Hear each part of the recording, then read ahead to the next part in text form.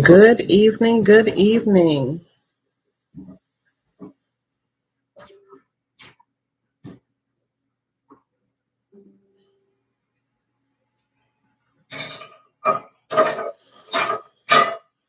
Getting back to business. All righty. So this evening we are on chapter 27 of The Power of Awareness by Neville Goddard. And this chapter is called Reverence. All right, let me move some stuff around here. All righty. So he starts off by quoting the Book of Wisdom, chapter 11, verse 24, that says, "Never wouldst thou have made anything if thou hadst not loved it." Let me read that again. Never wouldst thou have made anything if thou hadst not loved it. Okay. And he continues, in all creation, in all eternity, in all the realms of infinite being, the most wonderful act is that which is stressed in the first chapter of this book. You are God. You are the I am that I am. We are of the I am consciousness. We just need to realize that.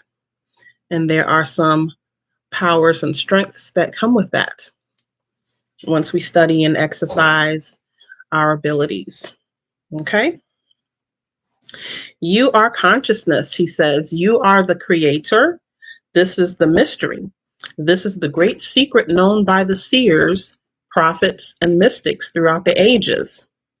And this is related to manifesting in terms of designing your life, the things that you call into yourself. When you hold your imagination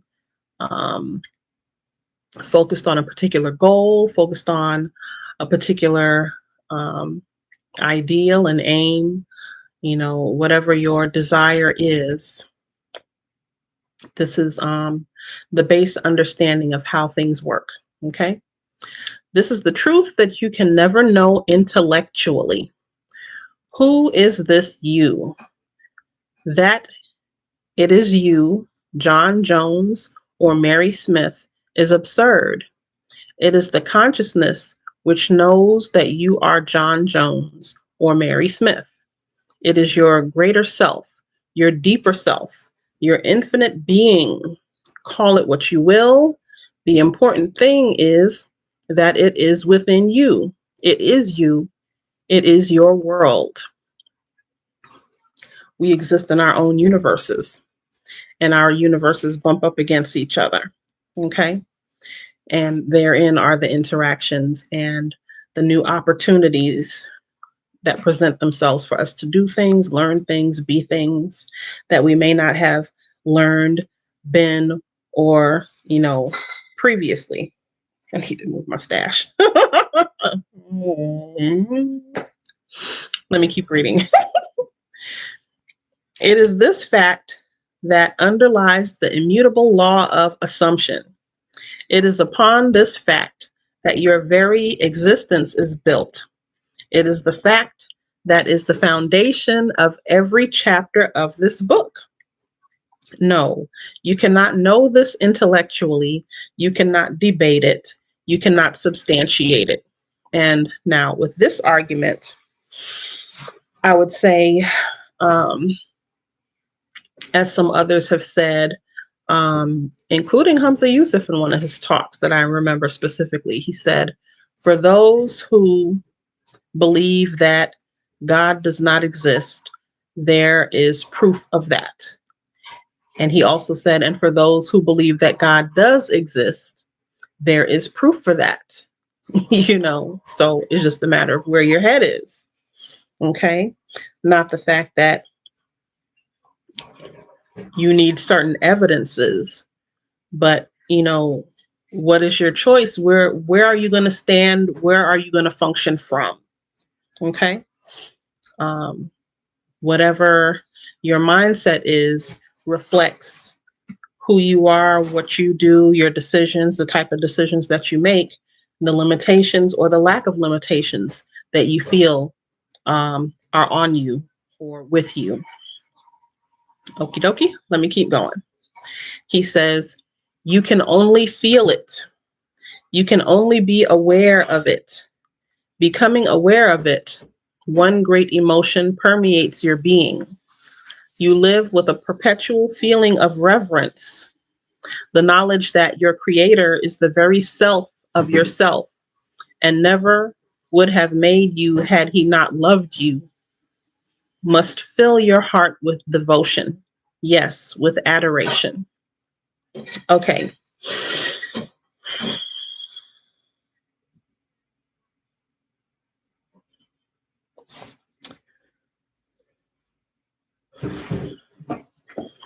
Something came to mind. The knowledge that your creator is the very self of yourself. Okay. In the Bible, it says that God is housed in a building not created by man's hands. Okay. In a building not created by men's hands. The connection between heart and mind never leaves us. There's always a mind and heart connection that is a part of the Most High, the way that he communicates with us, how we exist together. Okay, God is in us. God is in us, whether we recognize it or not. And once you recognize it, you move with a certain reverence, you move with a certain devotion, spiritual deepness, a feeling of adoration, that the Most High thought enough of you to bring you into existence. Okay. And he has not left you. You are never alone. You are always in close proximity, which with every step that you take, with every decision that you make, whether good or bad, he is there moving through it with you, moving through the process with you. Excuse me. I love that feeling. And he goes on to say, one knowing glimpse of the world about you at any single instance of time is sufficient to fill you with profound awe and a feeling of worship. I mean, think about it. Not only were you created, but you were put in this world with its many details. Think about the different animals on land, in the water.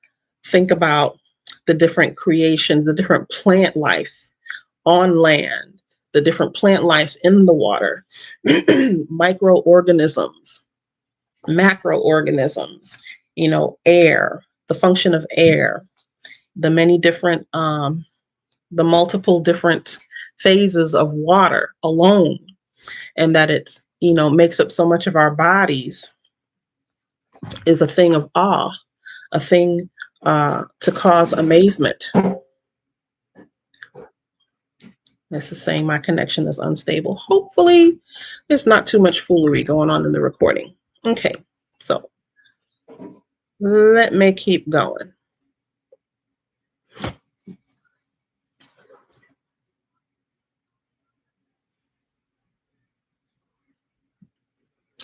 One knowing glimpse of the world about you at any single instant of time is sufficient to fill you with profound awe and a feeling of worship.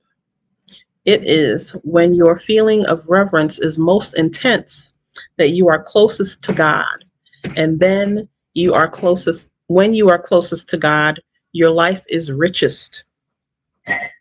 Okay, so there's a material aspect to life and there's a physical aspect to life.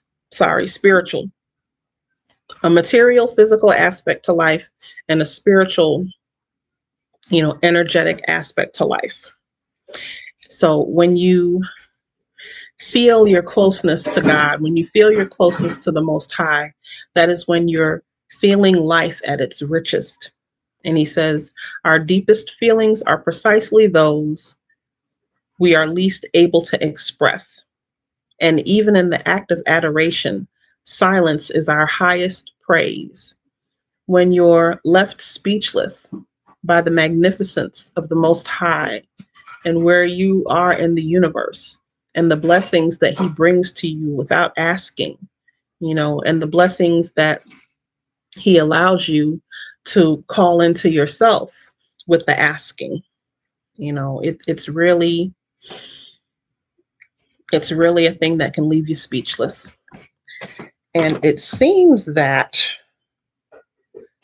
is the end of the book, or that is the end of this chapter. Let me refresh.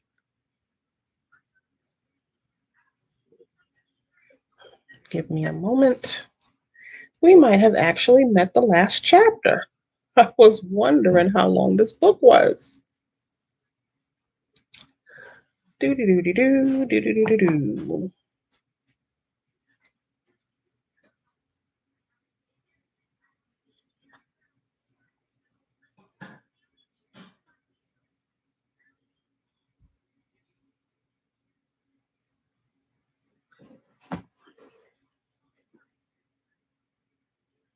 Yep.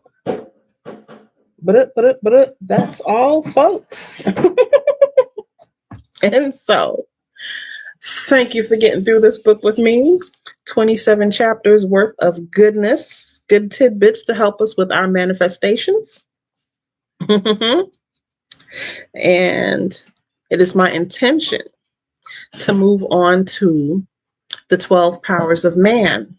Let me see right quick.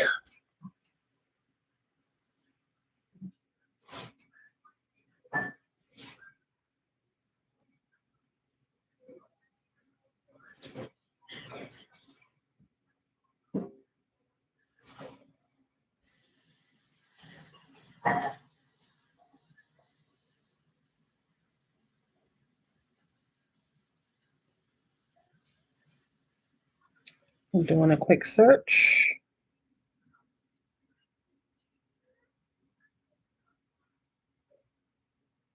Okay, by Charles Fillmore.